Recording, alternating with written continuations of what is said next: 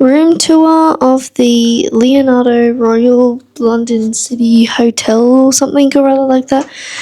Long drive. Anyway, this is our hotel room, maybe, because we're not very happy with the view, considering it is, my last part of my birthday trip. Anyway, so Dad's going down to talk. This is the view. We walk in, there's a bathroom. Yay for toilet paper. Yay to flush it in the toilet. Shower. Looks nice. Complimentary shampoo and conditioner. Lovely. Hopefully that's 3 towels. Decent size, I guess, of the, you're going to need a card to get back up. Anyway, so, what's this called? A mirror. Sorry guys, very tired. 2 beds, so yeah, I get a bed. TV. Mirror.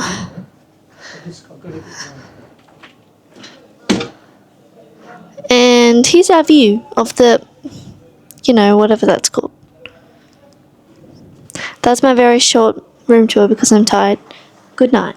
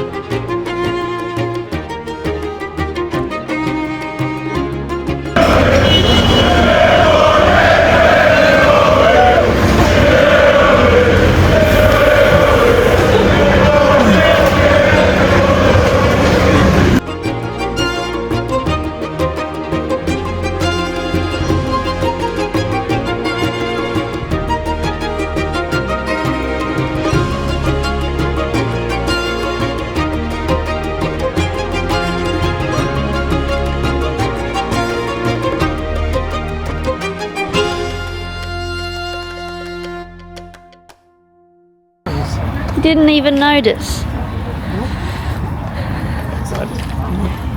There's Hermione's, there's Harry's, there's Elder Wand. There's it's up back there. So that's the beginning. Alright, good morning everybody. We are at Warner Bros. Studio Tour. It is the dark arts, so once again, Death Eaters, we all know. I might be a Gryffindor, but I do love myself a good Death Eater. It's so pretty in here. I don't know if you can hear me. It's a bit of the Harry Potter music going on, but you can see Bellatrix, you can see the dragon, and McGonagall, rest in peace. Oh my gosh, like look at this. It's kind of like Japan, but yeah, it's pretty and I'm really excited. I absolutely can't wait. There they are, my favorites. So I'm going to take some photos and I am excited to do this. Guys, it's Draco. Gotta love him. Gotta love Mr. Malfoy. Not the old one. Draco, not Lucius. But yep, here we go. We got the trio and the food hall, and we're going into the tour entrance. So wish us luck. So Hogwarts is gently pushing for me, gently beautiful round of applause for us. Your helpers there, and happy birthday, it's your birthday. Pumpkins, and they are floating there. Now these have been designed for the tour under the guidance of the top designer, Pierre Bahana, who led his talented team, but also under the guidance of production designer Stuart Craig. And each one has been designed with a spooky face. So have a look and see which one that you prefer. Now closing upwards, you'll notice there is no ceiling, and in fact the whole ceiling was enchanted. So the pumpkins, clouds, snow, thunderstorms, all for the film would have been added post-production as a CGI. And then we give the ceiling model their help and assistance, which you can see just around the corner. Ghosts of that houses. We've got the grey lady from Redclaw. We've got the bloody Baron from Slytherin. We've got Brian Hufflepuff, and of course the newly taken skip from Gryffindor. Now newly taken skip.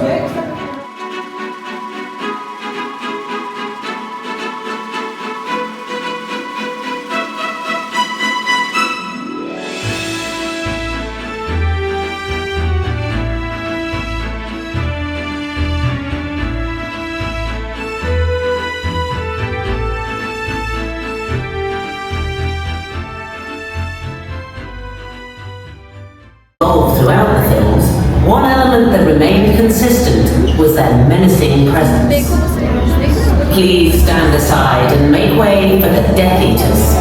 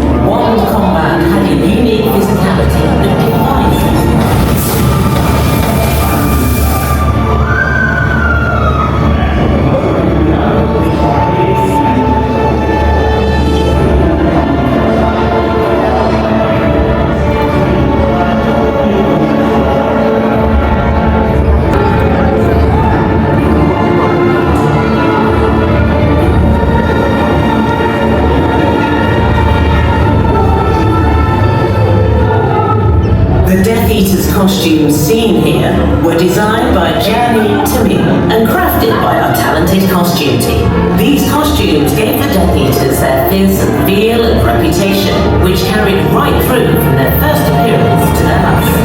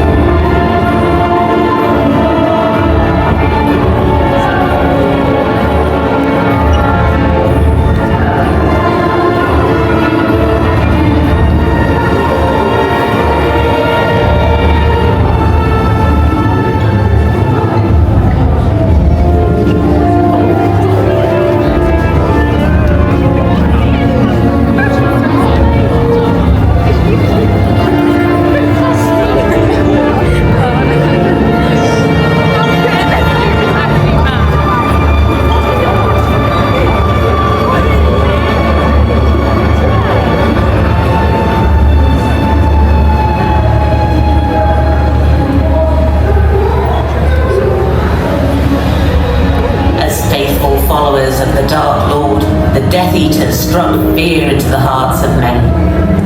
As the Dark Mark appears, so they are summoned by the Dark Lord himself to do his bidding. It falls to the bravest witches or wizards to combine their power and defeat the Death Eaters.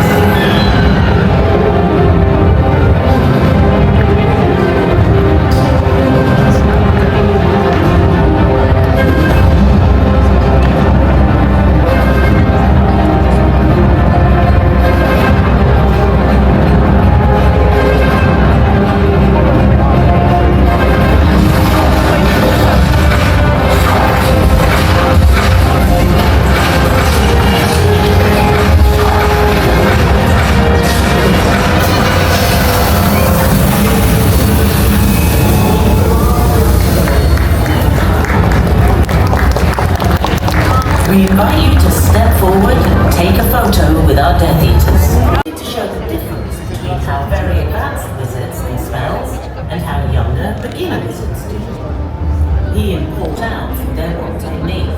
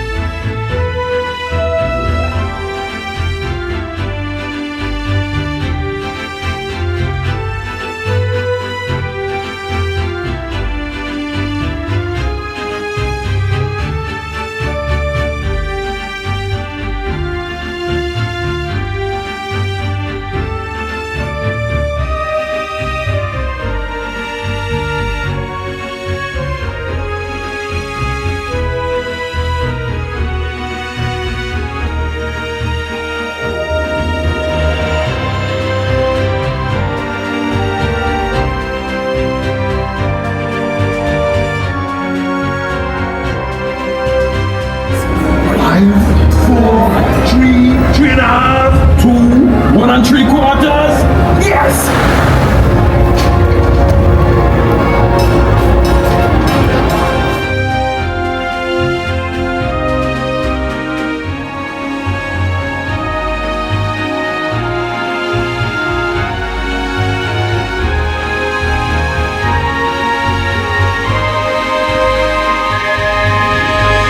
So we've made it through a decent part of the tour. It's cool, it's amazing, I like it. Dad's been doing the little dark arts passports. Ooh, is it starting again?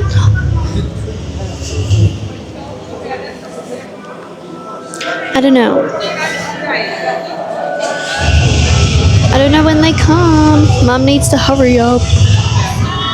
But yes, because the Death Eaters come here, I did buy a hoodie and a Christmas ornament.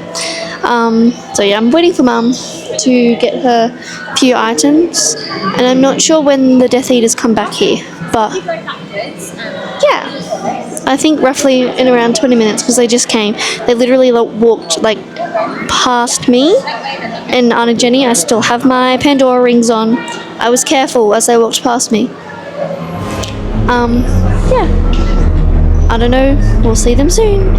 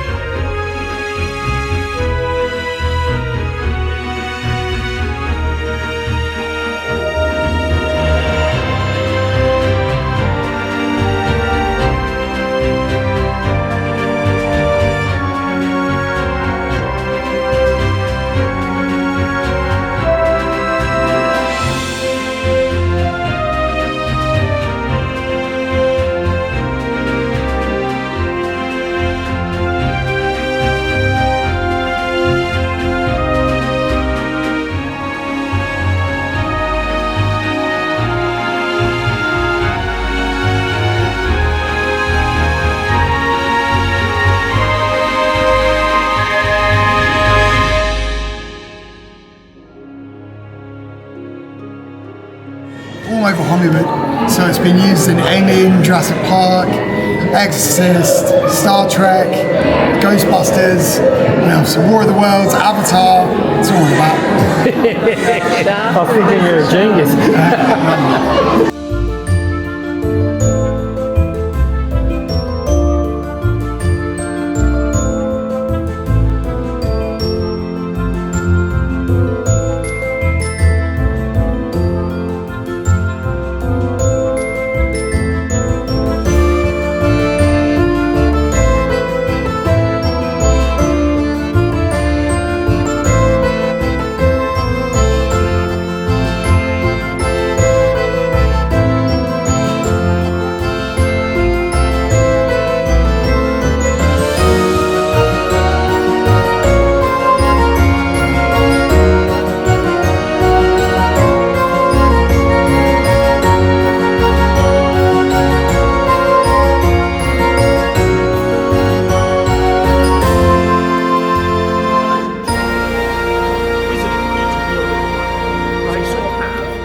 Galleons, your sickles, and your nuts.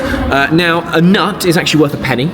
A sickle is worth 27p, and a galleon is worth £4.97. So you sort of get an idea of how much money Harry Potter really has, which is quite a lot. And also, you can sort of get an idea of why the Weasleys have a lot of hand-me-downs, because how much do you think a brand new cauldron would cost you in real British pounds? Never clue. No? Give it a guess. Ballpark. 500. That's a little much. But you're on the right lines. It's about £170 for a cauldron. 500 would be the cost of a brand new set of Hogwarts uniform. Wow. Yeah. So you can imagine if you were the Weasley family with 5, 6 kids, you know, a lot of money would have to be spent every year for brand new uniforms, which is why they do a lot of hand-me-downs. Right. So the the galleon, that was the... This is the galleon, this is the big one. This is the one that looks like this. The gold coin? Yes, you can sort of see we've got the gold coins, the silver ones, and the bronze ones. Yeah. The gold coins are the ones that are worth £4.97. Yeah, and you can sort of see, now this is actually a plastic one. And the reason for that is because we made a lot of them for real in the first and second movies. However, it turns out people like to steal real coins. I know I would too. And they actually had lots of fun games where some of the goblins would throw them into Martin Bayfield's pockets, because he's obviously the body double for Hagrid. And they only realised he'd stolen a lot of the coins because the sound guy in post-production was going through all the sound, going, there's a weird tingling sound in every one of your shots. It's because his pockets were full of stolen coins. So they started over 500 coins in the end, and they redistributed them among the cast. But of course, Warner Brothers learnt their mistake, and in the 7th and 8th movies, they were all made of this plastic. And they were actually glued in these sort of plastic stacks that you see. There were over 10,000 of them made, and we also made some gold bars. Now, you can sort of see where they've all been injection moulded, and it's still the same as, I think, one of these coins. You sort of have that similar sort of spot here for your coin, right? Isn't that cool? And it's obviously stamped by the Bank of Gringotts, and fun fact, it normally says on one of these gold bars, I think it's 24 or 25 for carats. This one says 999 and 3/4, a little homage to Platform 9 and 3/4. Yeah. So a little fun one. Obviously, they're not real as well, because if they were, I would be running. So you sort of have an idea. But it's amazing the level of detail they go into in these things. I mean, for example, just the bank check. I mean, look at this. It's so realistic. At no point in the movie were you watching and going, oh, let me zoom in on that bank check, see if it looks real, right? But they still made them look very, very real. And that's the same for every single one of these in here.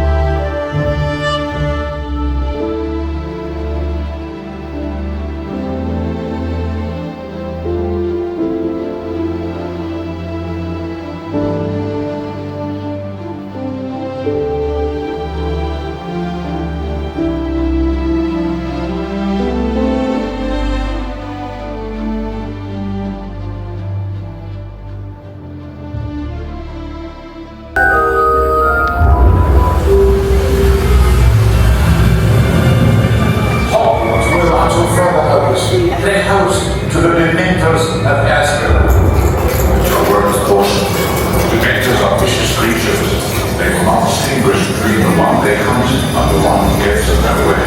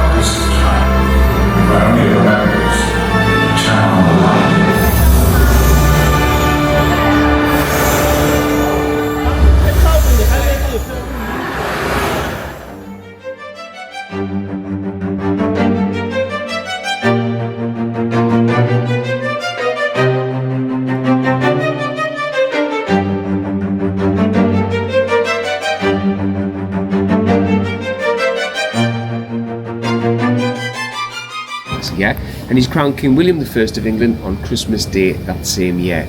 But he has to continue to fight the newly conquered subjects because they don't take too kindly to Norman domination. Now William's looking for somewhere to impress, overawe, dominate the citizens of London. So he chooses a site just inside the eastern city wall where once an old Roman fort had stood. In fact, within the ancient Roman established city of Londinium. And it's here in the year 1078 that he authorises the building of his first royal palace and fortress of its kind to be built in England. And today we call it the White Tower, and that's it over there. Yeah, it's called the White Tower. For centuries it was one of the tallest buildings in Europe, could be seen from miles around, and basically all the kings and queens of this country, that's where they lived for over 500 years. Now, over the next 200 years, we began on at 1078, finished in 1098. Over the next 200 years, successive monarchs continued to add to the tower's defences. You've got this inner ballium here, inner defensive wall. It's got 13 smaller towers, completed around the year 1220. And you've got the outer wall behind you, the one you came through. That was completed in 1280, and that's got another 6 towers, and they go all the way along the south. And that was to defend from attack coming up the River Thames. Now, the third line of defence was the moat or ditch. Once filled with water, it goes all the way around the tower. And did you see it as you came down the hill? Yeah? Right, so we're going to talk a bit more about the moat because this is filling up here. What we're going to do now, stay together, we're going to go through the arch, we'll turn right, and we're going to stand at Traitor's Gate. Are we good? Yeah. Right, stay with me.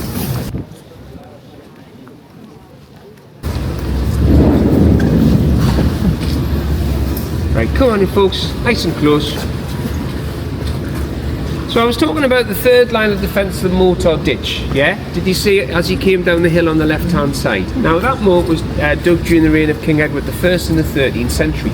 Now the moat itself, it was actually designed to use the tidal flow of the River Thames over there. Because twice a day the river would flow into and around the moat to flush it clean of its stinky, putrid waste. That's poo. I like saying that word. That stinky putrid waste will make its way down Old Father Thames, across the English Channel,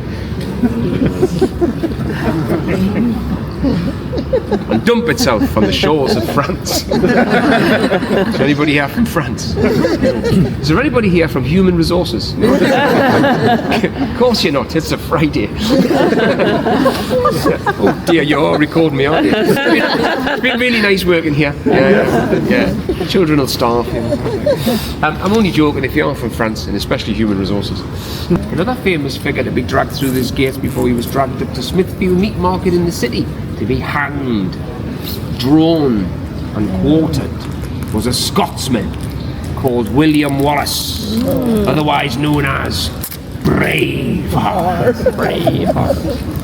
Have you seen Mel Gibson's Braveheart? It's about as accurate as Guardians of the Galaxy. In fact, the only Mel Gibson movie which is more accurate than Braveheart is called What Women Want. Right, enough of that.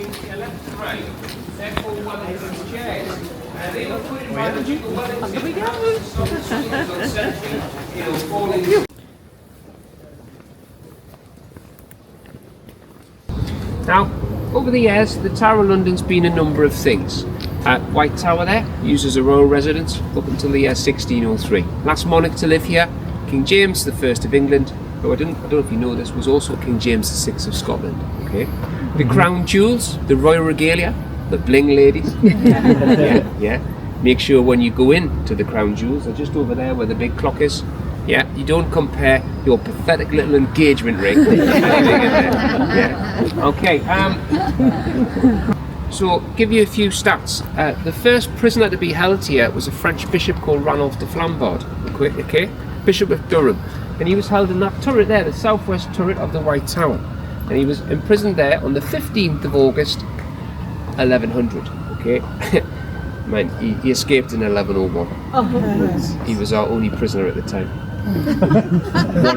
one job. Actually, for a long time after that, we had the Tower of London had a 100% escape record.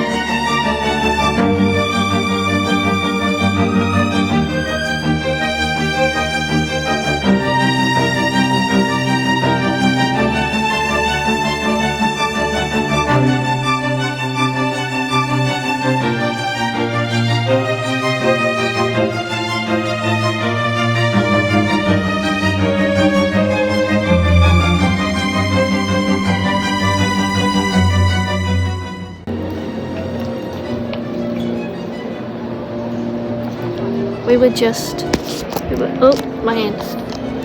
We were literally right there. What? Crazy.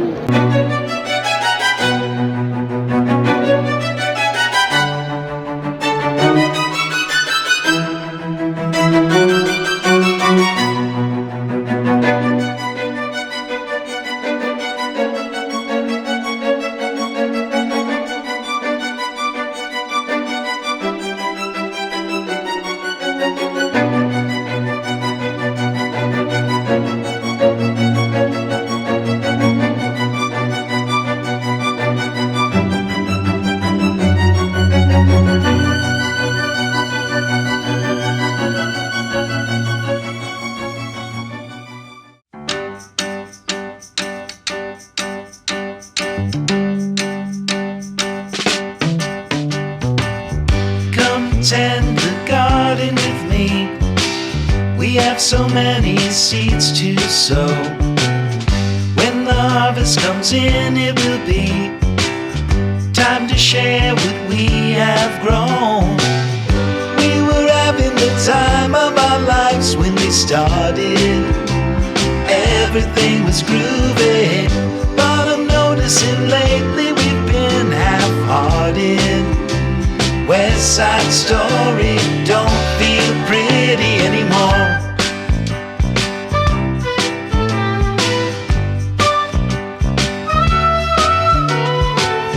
Well, we spent the bulk of our days feeling free, like we were properly stoned, till you liked everything but the likes of me.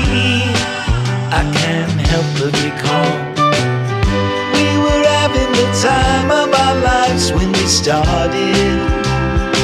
Everything was groovy, but I'm noticing lately we've been half-hearted.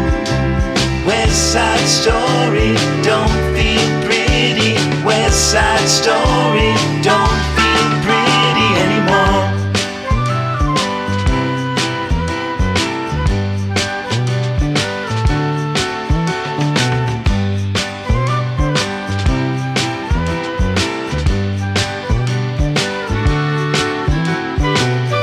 We were having the time of our lives when we started. Everything was groovy, but I'm noticing lately we've been half-hearted. West Side Story don't feel pretty anymore. We were having the time of our lives when we started. Everything was groovy, but I'm noticing lately we've been half-hearted. West Side Story don't feel pretty. West Side Story don't feel pretty. West Side Story don't feel pretty. West Side Story don't feel pretty anymore.